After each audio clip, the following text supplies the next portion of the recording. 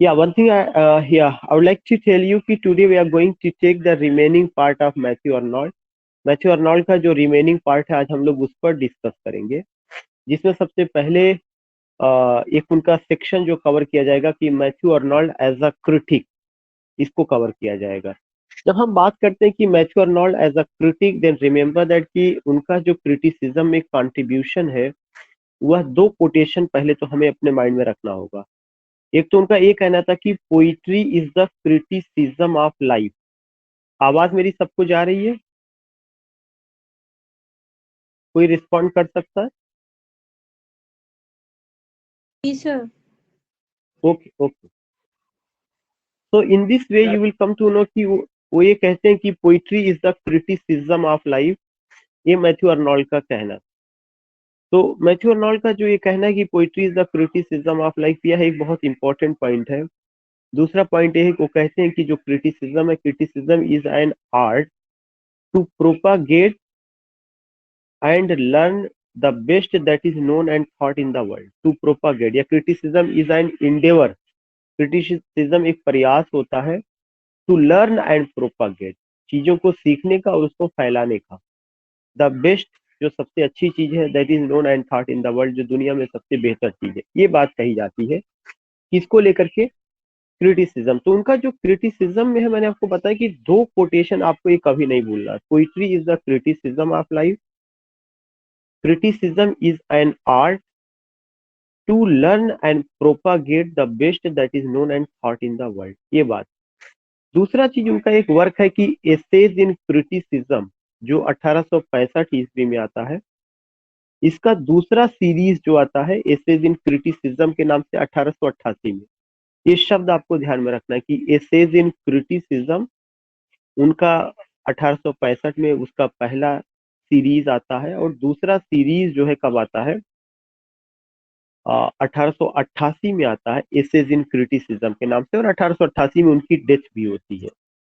तीसरा चीज आपको ये समझना है कि जो एसेज इन क्रिटिसिज्म है, जो पहला सीरीज आया था, वह एक क्रिटिकल एसे से शुरू होता है जिसका नाम है the function of criticism at the present age. The function of criticism at the present age, इससे शुरू होता है। तीसरा पॉइंट मैं आपको ये बताऊंगा कि जो उनका सेकंड सीरीज है, ये शुरू होता है द स्टडी ऑफ पोइट्री से। तो द स्टडी ऑफ पोइट्री या क्रिटिकल एसे है, और किसने लिखा है? मैथ्यू अर्नोल्ड ने लिखा है। ये किसमें आया है? एसेज इन क्रिटिसिज्म के सेकंड सीरीज में आया है, और एसेज इन क्रिटिसिज्म का सेकंड सीरीज कब आता है? 1888 में। फिर से मैं बता दूं कि in this class we are going, या we are covering the remaining part of Matthew Arnold. और वो क्या है? Matthew Arnold as a critic, जिसमें मैंने आपको ये बताया कि उनके जो है दो सीरीज ऐसे के आते हैं। एक है एसेज इन क्रिटिसिज्म 1865 में, दूसरा भी है एसेज इन क्रिटिसिज्म 1888 में, 1865 और 1888 में। और आप ये देखेंगे कि जो एसेज इन क्रिटिसिज्म है, जो 1865 में आया हुआ है, उसमें जो है उसकी जो शुरुआत होती है उनके एसे द फंक्शन ऑफ क्रिटिसिज्म से होती है। एसेज इन क्रिटिसिज्म जो 1888 में है, उसकी शुरुआत किससे होती है? द स्टडी ऑफ पोइट्री से। तो ये दोनों जो है क्रिटिकल एसे हमें ध्यान में रखना है कि द स्टडी ऑफ पोइट्री उनका क्रिटिकल एसे है, जो एसेज इन क्रिटिसिज्म के सेकेंड सीरीज में आया हुआ। इसके अलावा एक प्रोफेसर गैरॉड है। प्रोफेसर गैरॉड कहते हैं कि if he is not the greatest of English critics, his makeup of being so, मतलब वह इंग्लिश क्रिटिक्स ज्यादा बड़े नहीं, बस इतना हमें ध्यान में रखना। ये बात किसने कही? ये बात प्रोफेसर गैरॉड ने कही है। और एक और प्रोफेसर गैरॉड, उन्होंने ही एक और बात कही हुई है, he became critic only by accident. ये स्टेटमेंट आपको ध्यान में रखना है, क्योंकि it's highly significant and so many times it has been asked. और आपको क्या ध्यान में रखना है कि he became critic only by accident. ये किसके बारे में कहा जाता है? मैथ्यू अर्नोल्ड के बारे में कहा जाता है। और किसने कहा है? प्रोफेसर गैरॉड ने कहा। हर्बर्ट पॉल एक क्रिटिक है। हर्बर्ट पॉल कहते हैं कि Arnold did not merely criticize books, he taught others to criticize book. ये भी बहुत इंपॉर्टेंट पॉइंट है। अर्नोल्ड ने न केवल बुक्स को क्रिटिसाइज किया, बल्कि उन्होंने ये भी दूसरों को ये भी बताया कि कैसे बुक्स को क्रिटिसाइज किया जाता है। तो ये बात किसने कही है? हर्बर्ट पॉल ने कही, HERBERT, Herbert Paul, PAUL। Herbert Paul ने क्या कहा है? हर्बर्ट पॉल ने कहा कि Arnold did not merely criticize books. Arnold ने केवल बुक्स को क्रिटिसाइज नहीं किया, ही टॉट अदर्स, बल्कि उन्होंने दूसरों को पढ़ाया टू क्रिटिसाइज बुक, की बुक को कैसे क्रिटिसाइज किया जाए। ये एक इंपॉर्टेंट पॉइंट है जो अर्नोल्ड के बारे में कहा गया। किसने कहा है? हर्बर्ट पॉल ने कहा है। दूसरा चीज जो आपको ध्यान में रखना है, वह ये ध्यान में रखना है कि प्रोफेसर गैरॉड ने कहा ही became critic only by accident. ये चीज ध्यान में रखना है।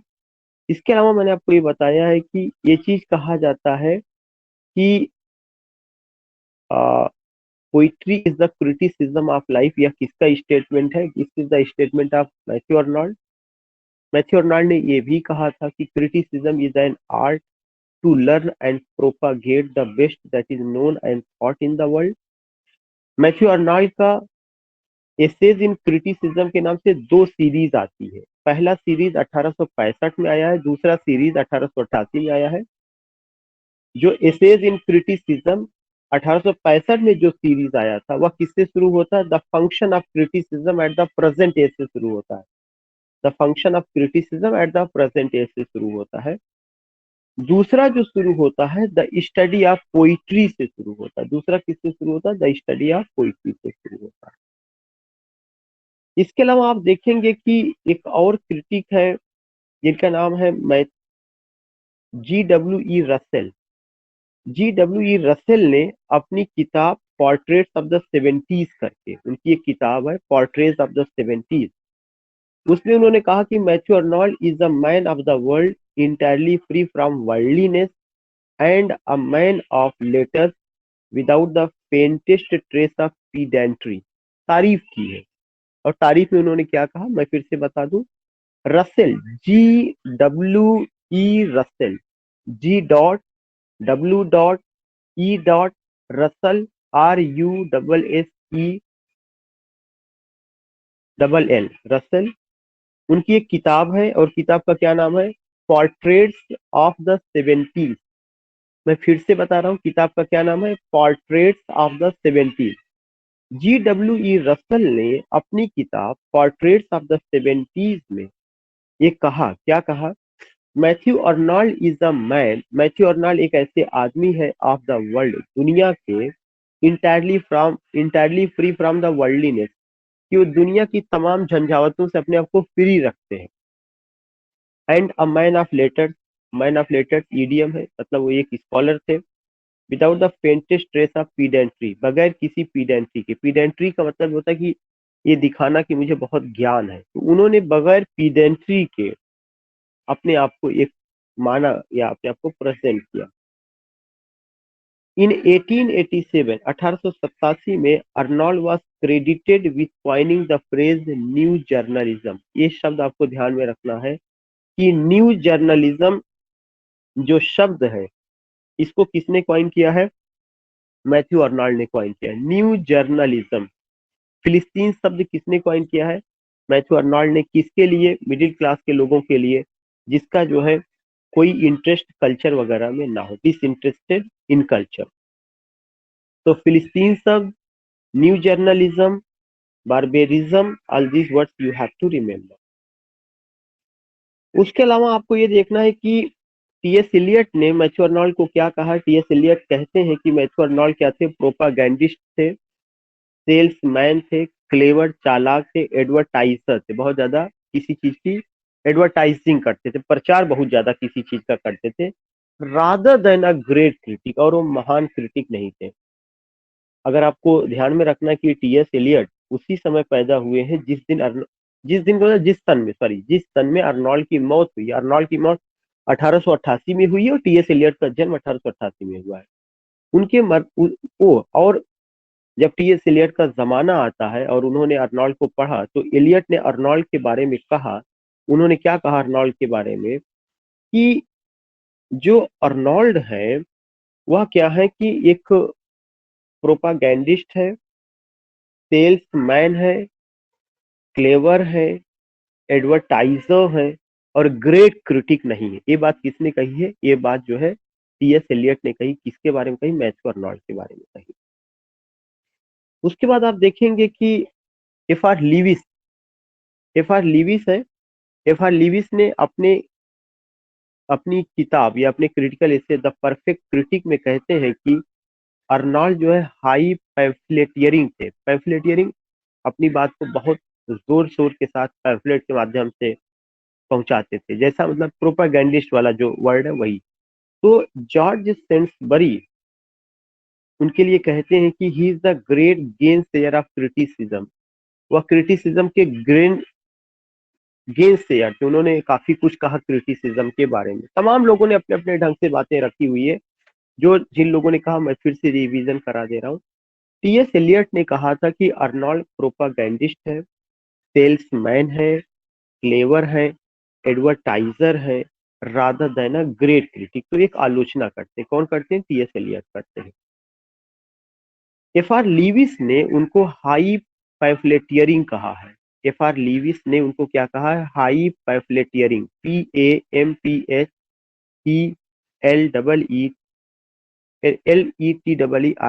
हाई पैम्फलेटियरिंग कहा। किसमें कहा? द परफेक्ट क्रिटिक में कहा, एफ आर लीविस ने कहा।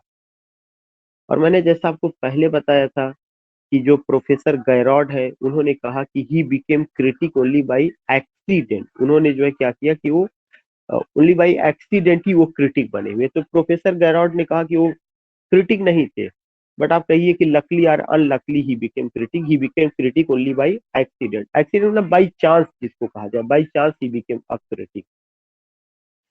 इसके अलावा आप देखेंगे कि मैंने एक और स्टेटमेंट दिया था कि G.W.E. रसल है। उन्होंने ये कहा था कि अर्नोल्ड को दुनिया की झंझावतों से कोई मतलब नहीं था और वो बड़े स्कॉलर थे, और उन्होंने अपने वर्क में पीडेंट्री नहीं दिखाई। पीडेंट्री का मतलब होता है कि पांडित्य, मतलब ये दिखाना कि मैं बड़ा स्कॉलर हूँ, इस तरह की बात। ये बात किसने कही है? G.W.E. रसल ने कहा है। और G.W.E. रसल ने किसमें कहा? अपनी किताब पोर्ट्रेट्स ऑफ द 70s में कहा। क्या कहा है? Matthew Arnold is a man of the world, entirely free from worldliness, and a man of letters without the faintest trace of pedantry, without the faintest trace of pedantry। अब उसके बाद एक दूसरा पॉइंट आता है कि ये सब चीजें उन्होंने न्यू जर्नलिज्म शब्द को कॉइन किया, फिलिस्तीन शब्द को कॉइन किया, बारबेरिज्म शब्द को कॉइन किया। All these things we find. उसके अलावा मैंने आपको बताया कि कौन क्या कैसा है उनको लेकर के। लेकिन अर्नोल्ड ने चौसर के बारे में कहा था। कल मैंने एक क्वेश्चन पूछा भी था, Arnold said about Chaucer, what did he say? Arnold said about Chaucer, with him is born a real poetry, कि उनसे हमारी एक रियल पोइट्री का जन्म होता है। मतलब अर्नोल्ड ने चौसर के बारे में कहा था, with him is born a real poetry. Arnold said of Wordsworth, Arnold ने वर्ड्सवर्थ के बारे में कहा था, हिज पोइट्री इज रियलिटी, उनकी जो पोइट्री है वो रियलिटी है। हिज फिलॉसफी इज इल्यूजन, और उनका जो फिलॉसफी है वह इल्यूजन है। ये बात भी मैंने आपको बताया था। अर्नोल्ड ने जो बात ग्रांड स्टाइल की है, अर्नोल्ड ने एक फ्रेज यूज किया था जिसका नाम है the grand style. The grand style को अर्नोल्ड ने अपने एक एसे ऑन ट्रांसलेटिंग होमर में जिक्र किया है। यह उनका एक एसे कहा जा सकता है, या उनका एक लेक्चर था ऑन ट्रांसलेटिंग होमर। और वो कहते हैं कि Homer is the grand master of grand style. Homer is the grand master of grand style.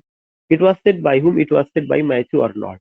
तो you will come to know कि मैथ्यू अर्नोल्ड ने ये बहुत प्यारी बात कही कि Homer is a the grand master of grand style. ये एक पॉइंट रहा है। अर्नोल्ड ने इसके अलावा भी कहा कि grand style arises in poetry. जो ग्रांड स्टाइल है वो केवल पोइट्री में आता है।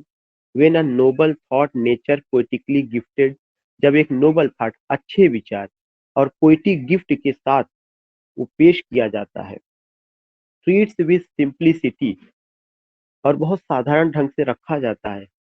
Or severity a serious subject, या गंभीर सब्जेक्ट को ठीक ठाक ढंग से रखा जाता है, देन यू फाइंड कि ग्रांड स्टाइल आती है। इसके अलावा एक उनका एसे है, in his essay a French critic on गेटे। इसका जो है एक एसे है, ये जो है आपका अर्नोल्ड का ही है, अ फ्रेंच क्रिटिक ऑन गेटे। यह अर्नोल्ड का क्रिटिकल एसे है। उसमें वो कहते हैं, गेटे is clearest, the largest, the most helpful thinker of modern times के वो बड़े थिंकर थे। ये बात उन्होंने गेटे की तारीफ की है। याद होगा गेटे को लेकर, बायरन को लेकर, विलियम वर्ड्सवर्थ को लेकर उन्होंने एक पोयम कंपोज किया जिसका नाम मेमोरियल वर्सेस रहा है। ये सारे के सारे पॉइंट्स रहे हैं जहाँ पे आपको वो करना है। मैं कुछ पॉइंट्स को फिर से रिपीट कर दे रहा हूँ कि अर्नोल्ड ने ग्रांड स्टाइल का कॉन्सेप्ट दिया, और ग्रांड स्टाइल को लेकर के वो ये कहते हैं कि होमर जो है आपके क्या थे, grand master of grand style. ये बात आपको ध्यान में रखना है। ये बात उन्होंने किसमें कहा है, एक क्रिटिकल एसे में ऑन ट्रांसलेटिंग होमर जो 1861 में आया हुआ है। और अर्नोल्ड कहते हैं कि grand style arises in poetry, जो ग्रांड स्टाइल है यह पोइट्री में आती है, when a noble thought nature poetically gifted treats with simplicity और severity a serious subject. Then another thing you find कि उनका एक ऐसे है, अ फ्रेंच क्रिटिक ऑन गेटे, उसमें उन्होंने गेटी की तारीफ की है। उसके बाद आपको मैं बता दूं कि कुछ उनका क्रिटिकल एसे था जो हर आदमी को पता होना चाहिए कि उनका क्रिटिकल एसे क्या है और उन्होंने क्या कहा है। ये आपको कहाँ मिलेगा, पेज नंबर 239 में से शुरू होता है।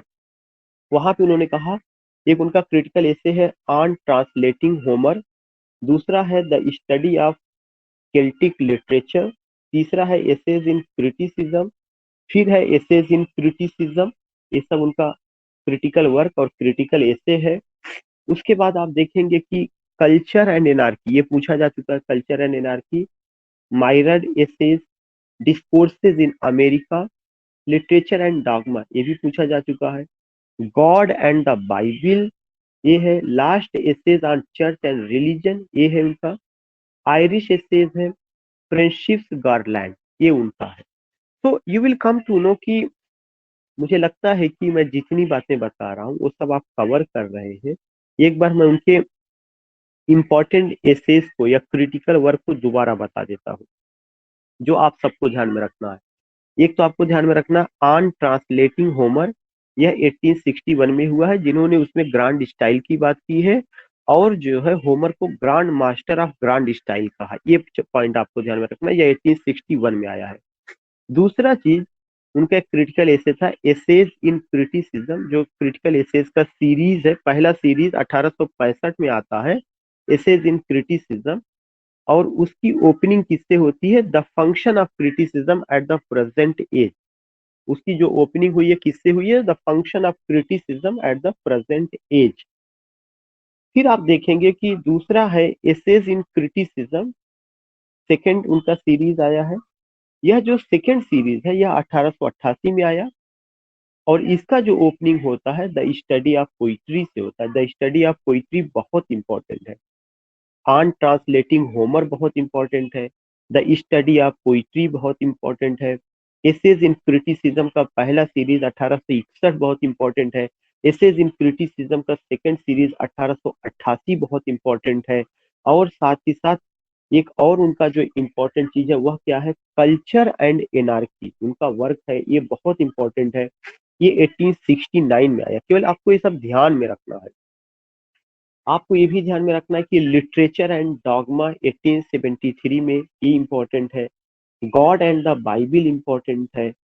इतना सारा आपको ध्यान में रखना है। एक और कि ये last essays on church and religion, ये इंपॉर्टेंट है। तो ये मेरा कहना है कि if you get time today, अगर आपको समय मिलेगा तो एक 10 से 15 मिनट आपको देना पड़ेगा कि जितनी बातें मैंने बताई है एक बार किताब के पेजेस को पलट करके आप उसको रिवाइज कर लीजिएगा। Then you will come to know कि रियली में आपको इससे कितना फायदा मिलेगा। और साथ ही साथ थोड़ा सा और समय दे करके अर्नोल्ड का जो लेक्चर कल हुआ था, जो परसों हुआ था, अगर समय मिलेगा तो उसकी किताब से रिवाइज कर लीजिएगा। या जिन लोगों ने नहीं सुना है, नहीं देखा है, वो चीजें मैं लगातार एनी हाउ उसका वीडियो भी अपलोड कर दे रहा हूँ, लिंक भी टीचमेंट पे कर दे रहा हूँ, ताकि आपको कोई दिक्कत ना हो। थोड़ा सा एक दिक्कत हो रही है, मुझे भी अच्छा नहीं लग रहा है, टाइम जो है बहुत बेहतर नहीं हो पा रहा, कभी इधर कभी उधर जा रहा है, but I have some problems, तो उसको थोड़ा सा एडजस्ट करना पड़ रहा है। तो इतना चीजें आप देखते हैं। अब मैं फिर से आपको बता दूं कि अर्नॉल्ड से रिलेटेड क्या क्या आपको कोटेशन ध्यान में रखना। इतना मैं बार बार क्यों रिपीट कर रहा हूँ, क्योंकि ये क्वेश्चन इसमें से पूछा जाता है। Poetry is the criticism of life, आपको ध्यान में रखना है। फिर आपको क्या ध्यान में रखना है कि criticism is an art to learn and propagate the best that is known and thought in the world.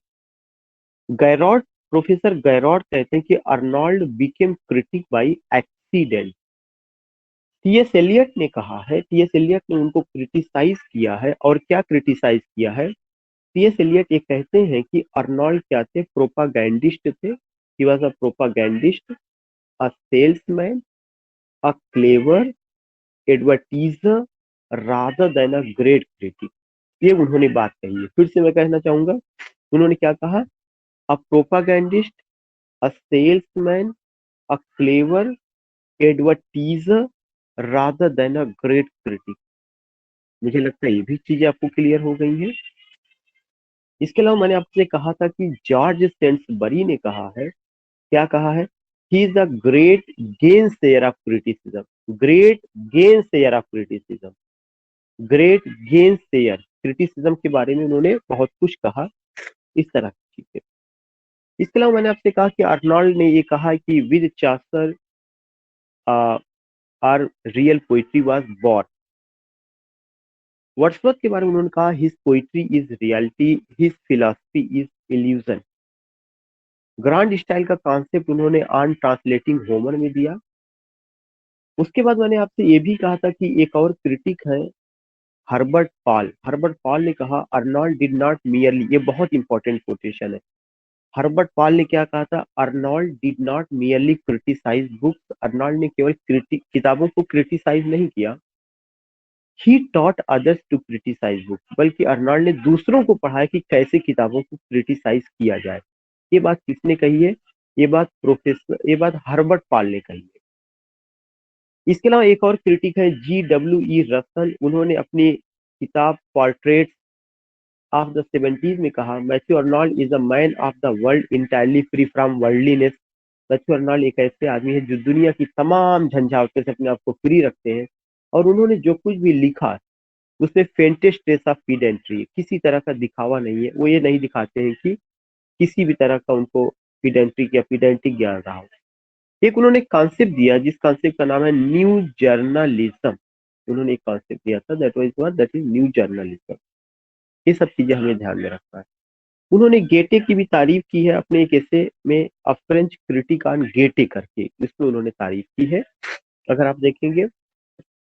इसके अलावा अगर हम और बात करते हैं, तो अब थोड़ा सा मैं बात करूंगा, उनका एक क्रिटिकल एसे जिसका नाम है the study of poetry. The study of poetry में उन्होंने क्या कहा है, उन्होंने ये कहा है कि द स्टडी ऑफ पोइट्री जो है, उन्होंने कहा कि the future of poetry is immense. जो जो पोइट्री का फ्यूचर है वो काफी अच्छा है, because in poetry when it is worthy of its high destinies our race will find on every several stay. कुल मिला के उन्होंने कहा कि the future of poetry is immense. ये बात ध्यान में रखना है, ये बात किसने कहा है, ये बात मैथ्यू अर्नॉल्ड ने कहा है, और किसने कहा है, द स्टडी ऑफ पोइट्री में कहा।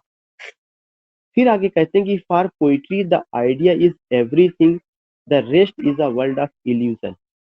पोइट्री में सबसे इंपॉर्टेंट चीज क्या है, आइडिया है, बाकी सारी चीजें तो इल्यूजन है, ये चीज। अर्नॉल्ड ने ये कहा कि poetry of revolt against moral idea is poetry of revolt against life. ये बात बहुत इंपॉर्टेंट है। उन्होंने कहा कि अगर कोई पोइट्री ऐसे लिखी जाती है जिसमें मोरल आइडिया के खिलाफ लिखी जाती है, मोरल आइडिया के खिलाफ, तो वह पोइट्री जिंदगी के खिलाफ लिखी गई है। तो मैं फिर से बता दूं, अर्नॉल्ड कहते हैं poetry of revolt against moral idea, अगर पोइट्री मोरल आइडिया के खिलाफ लिखी गई, इस पोइट्री ऑफ रिवोल्ट, तो यह पोइट्री एक तरह का रिवोल्ट है, विद्रोह है, किसके खिलाफ, अगेंस्ट लाइफ, लाइफ के खिलाफ।